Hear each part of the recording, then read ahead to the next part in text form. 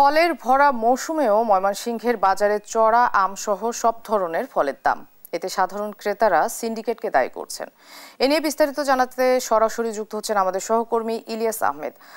ইলিয়াস, বাড়তি দাম নিয়ে কি বলছেন ব্যবসায়ীরা?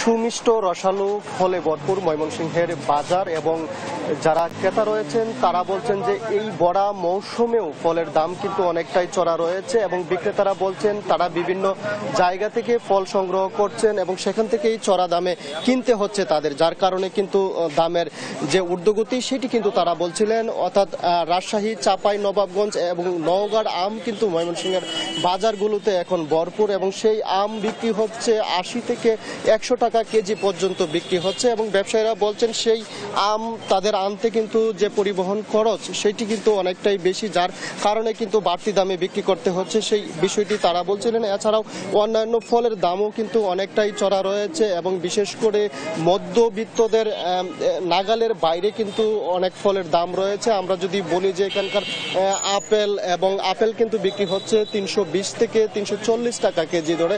এছাড়াও আঙ্গুর বিক্রি হচ্ছে, লাল আঙ্গুর বিক্রি হচ্ছে ৫৬০ টাকা কেজি ধরে।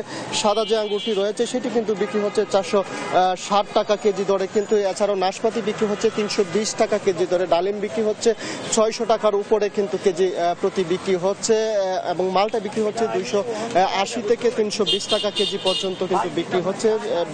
এই নিয়ে কিন্তু যারা ভোক্তা রয়েছেন বিশেষ করে তারা কিন্তু বলছেন যে এই বড়া মৌসুমে ফলের দামে কিন্তু তারা কিন্তু কিছুটা খুব প্রকাশ করেছেন। আমরা যদি একজন ভোক্তার সঙ্গে একটু কথা বলতে চাই, ফলের দাম এই মুহূর্তে কেমন মনে হচ্ছে আপনার? সাধারণ বাজারের তুলনায় অনেক বেশি মনে হচ্ছে, কারণ সিজনে আসলে সাধারণত আমরা যে পরিমাণ ফল পাই ওই ফলের তুলনায় বাজারের দাম অনেক বেশি। সাধারণত আম ৫০-৬০ টাকা ৭০ টাকা হওয়ার কথা এই সময়, কিন্তু ১০০ টাকার কেজির নিচে কোনো আমই নেই।